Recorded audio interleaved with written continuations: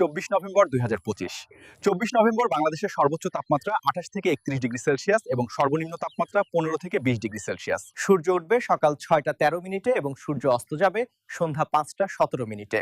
দেশের অধিকাংশ অঞ্চলে রৌদ্রোজ্জ্বল থাকবে। আজ বৃষ্টিপাতের কোনো সম্ভাবনা নেই।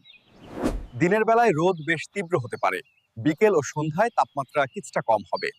বাতাসের গতি প্রায় 7 থেকে 9 কিলোমিটার প্রতি ঘন্টায়। এখন আমি আপনাদেরকে বিভাগ ভিত্তিক তাপমাত্রাগুলো জানিয়ে দিব। ঢাকা বিভাগের দিনের তাপমাত্রা হতে পারে 29 ডিগ্রি সেলসিয়াস এবং রাতের তাপমাত্রা হতে পারে 18 ডিগ্রি সেলসিয়াস। চট্টগ্রাম বিভাগের দিনের তাপমাত্রা হতে পারে 31 ডিগ্রি সেলসিয়াস এবং রাতের তাপমাত্রা হতে পারে 20 ডিগ্রি সেলসিয়াস। রাজশাহী বিভাগের দিনের তাপমাত্রা হতে পারে 29 ডিগ্রি সেলসিয়াস এবং রাতের তাপমাত্রা হতে পারে 16 ডিগ্রি সেলসিয়াস। খুলনা বিভাগের দিনের তাপমাত্রা হতে পারে 30 ডিগ্রি সেলসিয়াস এবং রাতের তাপমাত্রা হতে পারে 15 ডিগ্রি সেলসিয়াস। বরিশাল বিভাগের দিনের তাপমাত্রা হতে পারে 31 ডিগ্রি সেলসিয়াস এবং রাতের তাপমাত্রা হতে পারে 16 ডিগ্রি সেলসিয়াস।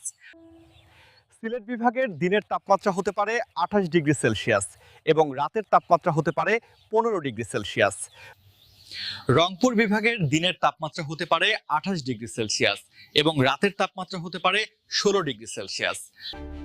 ময়মনসিংহ বিভাগের দিনের তাপমাত্রা হতে পারে 28 ডিগ্রি সেলসিয়াস এবং রাতের তাপমাত্রা হতে পারে 16 ডিগ্রি সেলসিয়াস।